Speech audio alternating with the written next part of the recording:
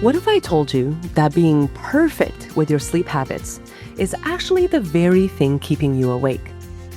Let's talk about why it's time to stop working so hard at sleep. Welcome back to Savvy Psychologist. I'm one of your interim hosts, Dr. Jade Wu. Every week, we'll help you face life's challenges with evidence-based approaches, a sympathetic ear, and zero judgment. If you've ever struggled with sleep, you've probably gotten advice. Lots of advice. Put away your phone 2 hours before bed, no caffeine afternoon, exercise in the morning, not in the evening, go to bed at the same time every night, take melatonin, etc. You may even have followed all of these rules religiously and still found yourself staring at the ceiling at 2 a.m., wondering what you're doing wrong. Or maybe you've been lucky to not have major sleep problems like insomnia, but feel guilty about not being as good with your sleep hygiene as you should be. Now, here's what I want you to know. These sleep hygiene tips are not bad advice. Of course, they're like brushing and flossing, great foundational habits. But if you have a cavity, no amount of brushing is going to fix it. Similarly, sleep hygiene doesn't fix sleep problems like insomnia. In fact, in clinical research trials, sleep hygiene education is often used as the control condition, the thing researchers compare real treatments against. These habits support general sleep health, but they don't resolve chronic insomnia on their own. And when people double down on the rules out of desperation, that rigidity can actually backfire. So I'm going to walk you through which sleep hygiene rules are overstated, which ones actually matter, and what to do if you need more than sleep hygiene. So first, let's go through some overstated rules of sleep hygiene. Rule number 1 that is overstated is that you must avoid screens before bed. I'm sure you've heard this one. The blue light from your phone and TV suppresses melatonin and destroys your sleep. So you should put away all screens by 8 p.m. or suffer the consequences. The truth is more nuanced. Yes, light does affect our circadian rhythms, and yes, screens emit light. But here's the thing. The amount of blue light from your phone is tiny compared to, say, stepping outside, even on a cloudy day. And while laboratory studies have shown that very bright light exposure at night can shift your circadian clock, scrolling Instagram for 20 minutes or 30 minutes before bed is unlikely to be the reason you have insomnia. I once worked with a patient, let's call her Priyanka, who had cut out all screens after 9 p.m. She'd also eliminated caffeine, alcohol, and evening exercise. She was following every sleep hygiene rule in the book. And she was miserable. Not just because she still had insomnia, but because she stripped all the small pleasures from her evenings in service of sleep. So my advice to her, girl, live your life. Enjoy your Great British Baking Show marathons. For Priyanka, depriving herself of these little enjoyments was actually making her insomnia worse because all that rigid rule following was turning sleep into a high-stakes project, which created anxiety and pressure around bedtime. Now, this doesn't mean screens are totally innocent. If you're using your phone a lot or while in bed, while you're supposed to be sleeping, that's a different issue. Then you're training your brain to associate the bed with wakefulness. And if you're doom scrolling stressful news right before bed, the content maybe matters more than the blue light. So the quick and dirty tip here is, you don't need a strict screen curfew.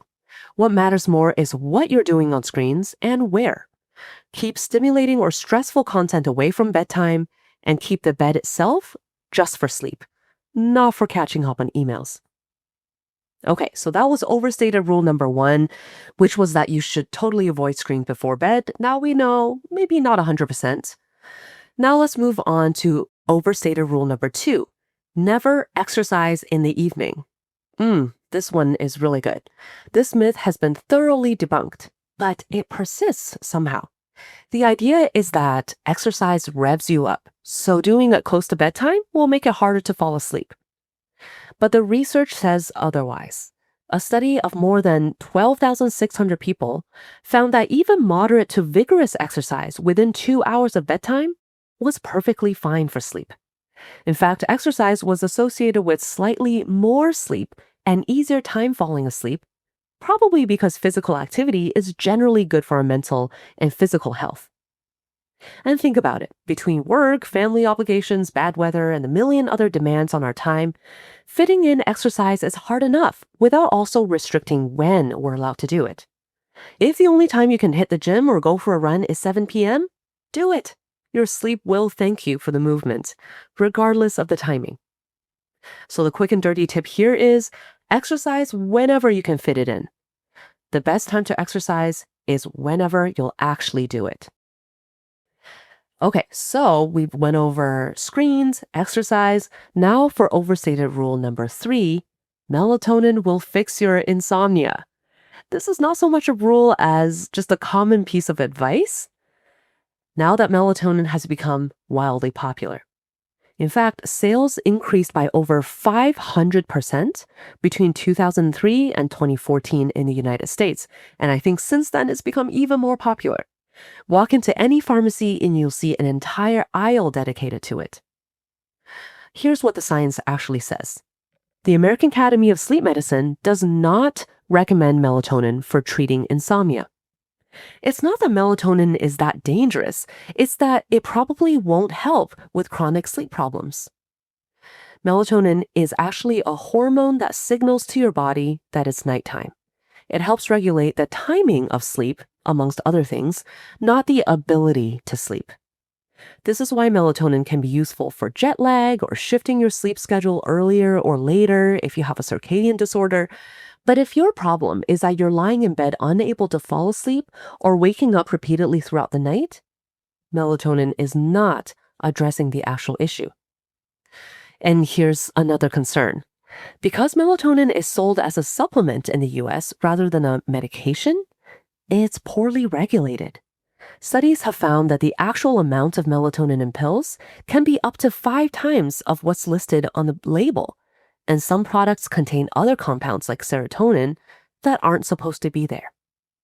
So quick and dirty tip, if you've been taking melatonin for chronic insomnia, know that it's probably not the right tool for the job. Talk to your doctor about evidence-based treatments for insomnia instead. And the last overstated rule for today, last but not least, is overstated rule number 4, which is to go to bed at the same time every night.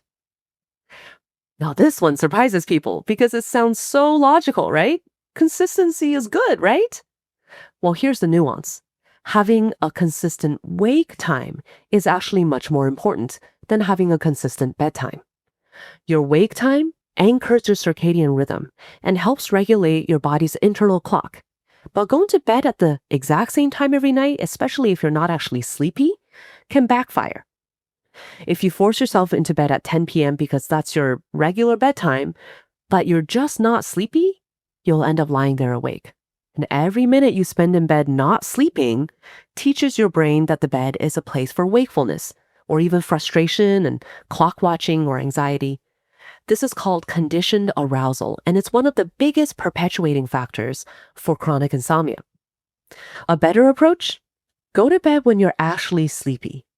Not just tired, but that heavy eyelids nodding off, kind of sleepy. And keep your wake time consistent, yes, even on weekends. So the quick and dirty tip here is anchor your mornings, not necessarily your evenings. Get up at roughly the same time every day within about an hour's wiggle room, but let your bedtime flex based on when you're genuinely sleepy. Okay, now that we've debunked some of the overstated rules, let's talk about what actually matters for sleep health. Today, we're going to talk about 3 things that are genuinely worth your attention. First, light matters, but maybe not the way you think. Yes, keeping your bedroom dark is helpful, and dimming your lights in the evening as you wind down toward bed is a good idea. But here's what people often miss. Daytime light exposure matters even more. Your circadian rhythm, your body's internal clock, needs bright light during the day to stay properly calibrated. And I mean bright. Most people vastly underestimate how much light they need. Sitting in your living room, even if you're by a big window, or in your office, might feel bright enough, but it's often nowhere close to what your brain actually needs and what you're getting when you go outside. So aim for at least 20 to 30 minutes of outdoor time or equivalently bright light exposure, ideally in the morning or midday. A quick walk outside, even on a cloudy day, gives you far more light than sitting by a window indoors. This helps keeps your circadian rhythm strong, which in turn helps you feel alert during the day and sleepy at the right time at night. Second tip for what actually matters for sleep health is movement during the day. Now, we already debunked the myth that you can't exercise in the evening, but here's the positive flip side. Regular physical activity genuinely does support better sleep. It helps build up your sleep drive, that biological pressure to sleep that accumulates the longer you're awake and the more you're active. So if you have insomnia and want to fall asleep and stay asleep more easily, strength training is especially effective for building sleep drive. But any movement counts. You can simply go outside and walk or play with your dog. The goal is simply to be active during the day so your body is genuinely ready to rest at night. So, light exposure during the day, movement during the day, and the third and last tip for today for what really matters for sleep is that if you have chronic insomnia, you likely need more than habits. You need treatment.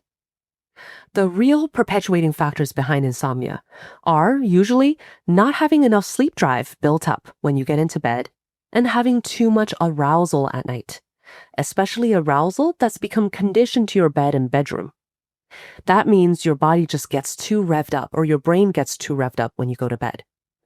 Now, cognitive behavioral therapy for insomnia, or CBTI for short, targets these factors directly. It's the most effective treatment we have, and it works by resetting your sleep drive, retraining your brain's associations with the bed, and building a healthy relationship with sleep.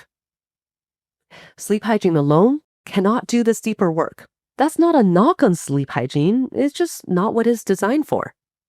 Brushing your teeth can't fill a cavity either, but that doesn't mean brushing is useless. So here's the bottom line. Sleep hygiene isn't nonsense, but it's also not the whole story. Some rules are overstated, and obsessing over them can backfire. What actually matters? Get plenty of bright light during the day, more than you probably think you need.